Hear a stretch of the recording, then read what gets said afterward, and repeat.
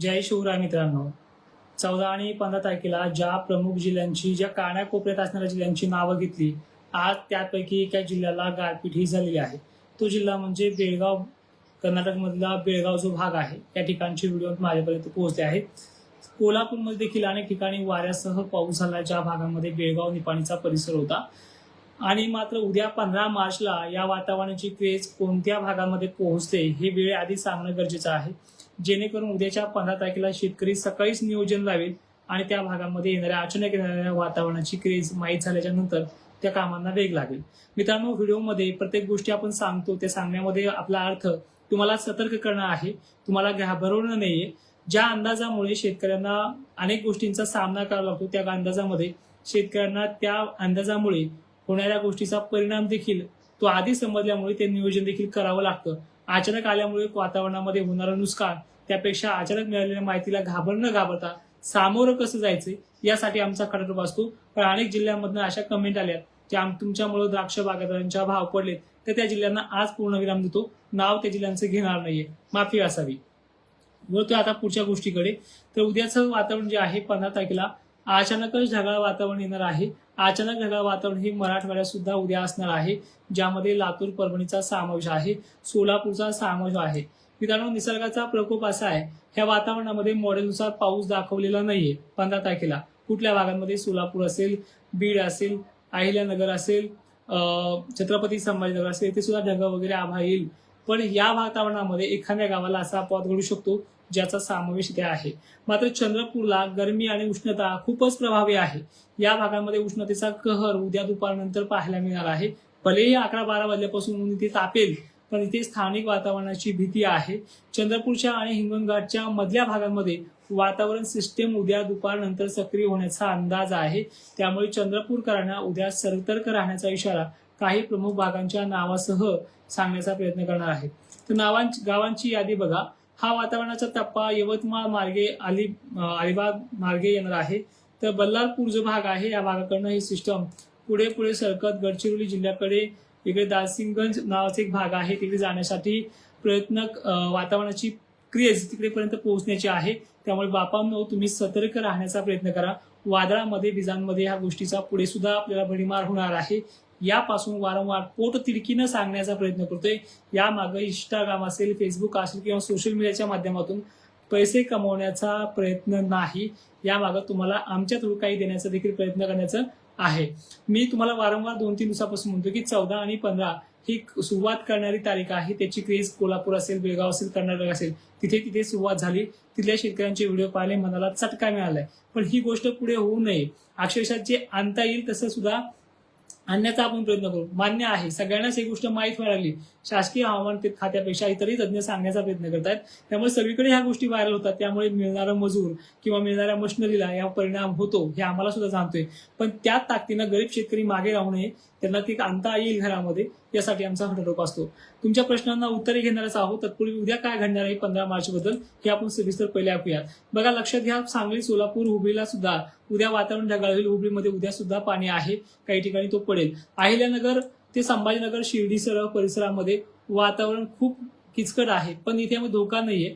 गारपीटचे schedule उद्या बनलेले नाही, त्यामुळे काळजी करण्याचं काही अडचण नाही. 17 मार्च पर्यंत महाराष्ट्रामध्ये 17 मार्च पर्यंत जालन्याला धोका नाहीये, बुलढाण्याला धोका नाहीये, खानदेशला धोका नाहीये. त्यानंतर 17 मार्च पर्यंत परभणीला धोका नाहीये, बीडला देखील धोका नाहीये. 17 मार्च पर्यंत इकडे अकोला, अमरावतीला धोका नाहीये. मात्र 18 आणि 19 किचकट आहे, ज्यामध्ये मराठवाड्यातले एकंदरीत सर्व जिल्हे मोडतात आणि विदर्भातलेही सर्व जिल्हे मोडतात. मग सर्व जिल्ह्याबरोबरच या सगळ्या भागांमध्ये होईलच का, किंवा किती टक्केवारीनुसार होईल, किंवा सगळ्यांनाच तो घेईल का, सगळ्याला घेईल असं वक्तव्य कधीच केलं नाहीये. जालना असेल, छत्रपती संभाजीनगर असेल, इथे मात्र टक्केवारी 25च्या आसपास निघते आहे. 75% शेतकऱ्यांना फक्त आभाळाचा आणि वाऱ्याचा धाक राहील. पावसाची शक्यता 75-70% लोकांना नाहीये. पण ज्या अर्थी आपण लातूरचा, नांदेडचा, हिंगोलीचा, यवतमाळचा, चंद्रपूरचा, वर्ध्याचा, अकोला, नागपूरसह अनेक भागांचा समावेश करतोय, तिथे मात्र टक्केवारी वाढलेली आहे. कारण की पश्चिमेकडनं येणाऱ्या वाऱ्याने बाष्प पूर्णपणे इकडे सरकवलेला आहे. मग या पाठोपाठ जर सांगायचं झालं, मी कमेंट घेतोय, पहिले मला जे काही बोलायचं ते बोलून द्या. कारण की कदाचित उद्या मी लाईव्हला येईल नाही येईल, कारण की ऍप्लिकेशनचा लाईव्ह देखील मला राहिलेला आहे.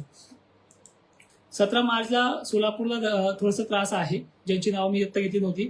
सोलापूरला आपला त्रास आहे, फक्त मराठवाड्यातल्या पलीकडच्या भागांना, जालना वगैरे, छत्रपती संभाजीनगरला, धाराशिवला म्हणावा असं धाक नाही. 18 तारखेला मात्र धाक आहे. कुठल्या भागांमध्ये 18 मार्चला हे लक्षपूर्वक आहे का? लाईव्ह मला परत ऍप्लिकेशनमध्ये पण घ्यायचं आहे, नंतर इकडे युट्यूबला पण घ्यायचं आहे. त्यामुळे ज्या गोष्टी सांगतो त्या रिपीटमध्ये घेणार नाही परत. लातूर, सोलापूर, सांगली या भागामध्ये 18 तारखेला आहे. सांगलीचा समावेश थोडा कमी आहे. मी सांगतो दादा धारवाचं पण लक्षात घ्या. कलाबुर्गी, विजयपुरा, कर्नाटक मधल्या एकंदरीत हुबळीसह बेळगाव, विजापूर असेल, देवनगरी, कर्नाटक यामध्ये जवळपास संपूर्ण कर्नाटक या वातावरणाच्या क्रेजमध्ये येतोय. त्यामुळे कर्नाटककरांना विनंती आहे, तुम्हाला ह्या दिवशी जेवढं काही करता येईल 18 तारखेला तेवढं त्याच्या अगोदर करण्याचा प्रयत्न करा. कारण की कलाबुर्गी मार्गे वातावरण पूर्णपणे मराठवाड्याकडे सरते. यामध्ये बीडचा पण समावेश 18 तारखेला आहे. माझगाव पट्टे, परभणी, परळी वैजनाथ परिसर, नांदेड पट्टा, लातूर पट्टा, त्यानंतर माहूरगड जे काही आम्ही तिथे फिरायला गेलो होतो त्या देखील भागात देखील आहे. त्यामुळे सतर्क राहा. हा पाऊस मग जालन्याच्या मंठा, परतूर भागात देखील जाऊ शकतो 18 तारखेचा. जिंतूर, परभणी, औंढा, नागनाथ, परळी वैजनाथ या भागाचाही समावेश आहे. यवतमाळमध्ये देखील सगळ्यांनी सतर्क राहायचे ह्या दिवशी 18 आणि 19ला. चंद्रपूरला 18-19चा पाऊस आहे. भाग बदलत पद्धतीचं वातावरण आहे.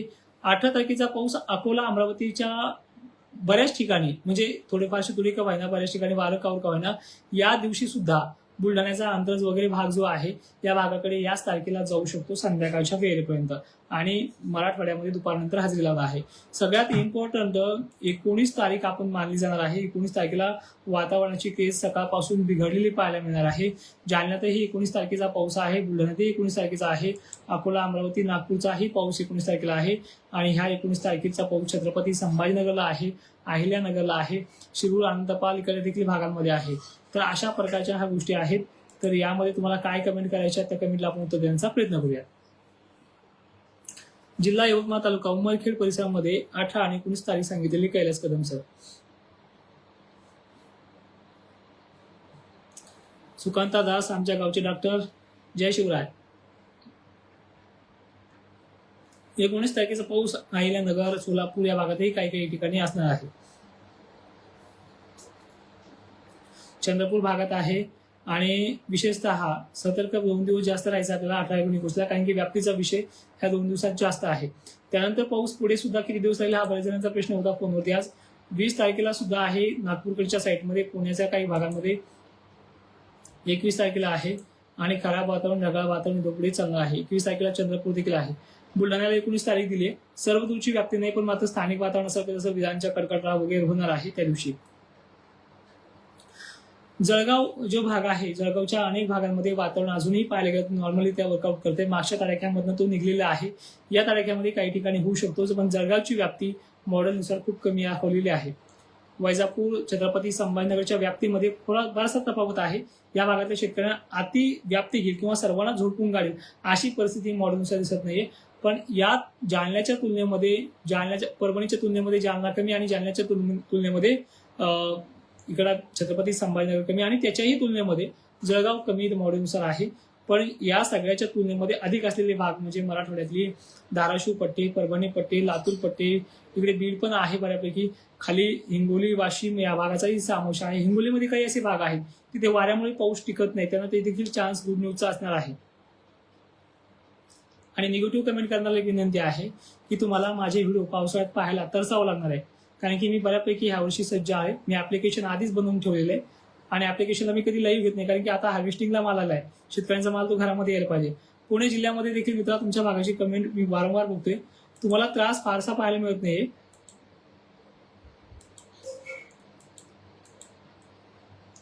पुण्यामध्ये एकंदरीत परिस्थिती नॉर्मली रित्या वर्कआउट करते. तुम्हाला 18 आणि 19 तारखेला चान्सेस आहेत. छत्रपती संभाजीनगरच्या काही तालुक्यांचा जर समावेश आपण केला, ज्यामध्ये पैठण, गंगापूर या भागांचा सुद्धा, बदनापूर परिसरात सुद्धा, फुलंब्री परिसरात सुद्धा वातावरण जास्त खराब आहे. अकोल्याच्या आणि बुलढाण्याच्या काही गोष्टी साम्यता मिळते.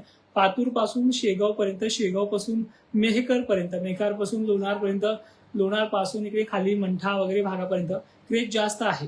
पण याच्यामध्ये डायव्हर्टिंग सिस्टम म्हणजे वातावरणामध्ये अचानक वार सुटल्यामुळे पाऊस पांगापांगी करणं अशा सुद्धा गोष्टी इथे फायदेशीर पाहायला मिळतात.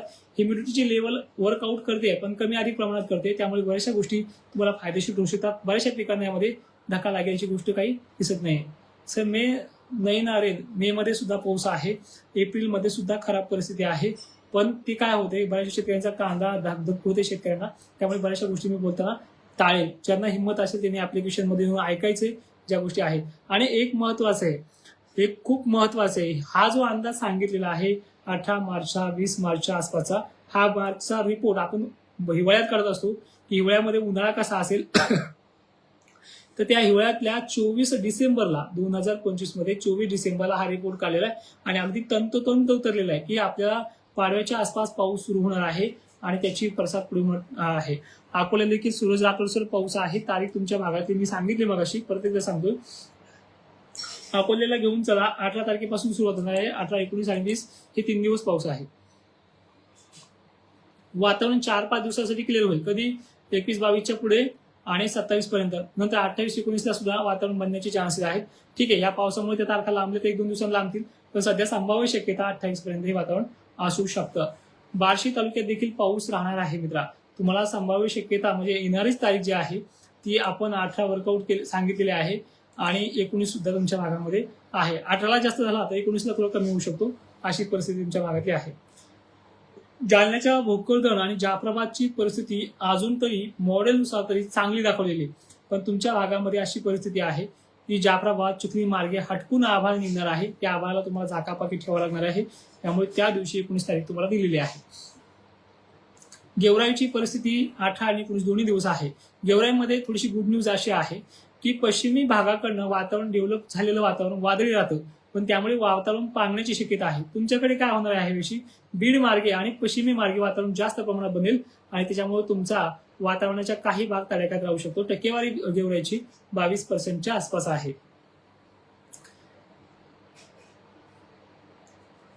अहिल्यानगर कर्जत 15 आणि 18ला. बघा, अहिल्यानगरची परिस्थिती 15 पाहिजे असेल तर 15 तारखेला फक्त स्थानिक वातावरणाचा ढगाळ, कुठे मोठे उतारला तर उतारला धोका नाहीये. 16 देखील अहिल्यानगरला धोका नाहीये. त्या पाठोपाठ जर आपण पाहिलं तर 18ला सुद्धा म्हणावा अशी भीती नाही, पण अहिल्यानगरच्या श्रीगोंदा पट्ट्यामध्ये 18 तारखेला त्या शिरूर अंतपाल असेल, श्रीगोंदा असेल, पाथर्डी परिसर असेल, या भागामध्ये धोके पाहायला मिळतात आणि 19, 18, 19 तुमच्या भागासाठी सतर्क राहण्यासाठी सल्ला देतोय. व्याप्तीचा विषय अहिल्यानगर, नाशिक क्षेत्र, धुळे, त्याबरोबर कोल्हापूरचा तर भाग आज काही घेतलाय. पुणे परिसरामध्ये धोके जास्त पाहायला मिळत नाही. किरकोळ काही ठिकाणी अपवाद घडू शकतात, मी म्हणत नाही घडणार नाही, पण किरकोळ काही भागामध्ये, ज्या तुलनेमध्ये मराठवाडा आणि विदर्भ जास्त राहणार आहे. चला, अजून तरी काही नाही, अजून ही सुरुवात आहे मित्रांनो, घाबरवत नाही. पण एप्रिल महिन्यामध्ये खूप परिस्थिती अजूनही किचकट पाहायला मिळते. मी तर स्वतःच्या शेतातली मशागत ही पाडव्यानंतर करून घेणार सुद्धा आहे. नांगरटी तळतील किंवा नाही तळतील अशी अवस्था काही जिल्ह्यांची आहे. त्या जिल्ह्याचा रिपोर्ट हा पाऊस गेल्याच्या नंतर 22 तारखेला नक्की तुम्हाला आपल्या याच फेसबुकच्या अकाउंटवरती देण्याचा प्रयत्न करेल. बिलोली तालुक्याला मित्रा, खरं तर तुमच्या भागातली परिस्थिती सगळ्यात किचकट लवकर आहे, त्यामुळे तुमच्या भागामध्ये 17 तारखेला देखील स्थानिक वातावरणाची भीती राहू शकते. पण ठीक आहे, मानतोय 17 तारखेला सर्वदूर होणार नाही, 18ला मात्र नक्की होणार आहे. 18 आणि 19 आणि 20 या 3 दिवस तुम्हाला सतर्क राहायचं आहे. चला, आणखी अनेक जणांच्या कमेंट घेतल्यात, गेवराईच्या वगैरे सांगितल्यात. हा व्हिडिओ परत रिपीट पहा. जय शिवराय, धन्यवाद.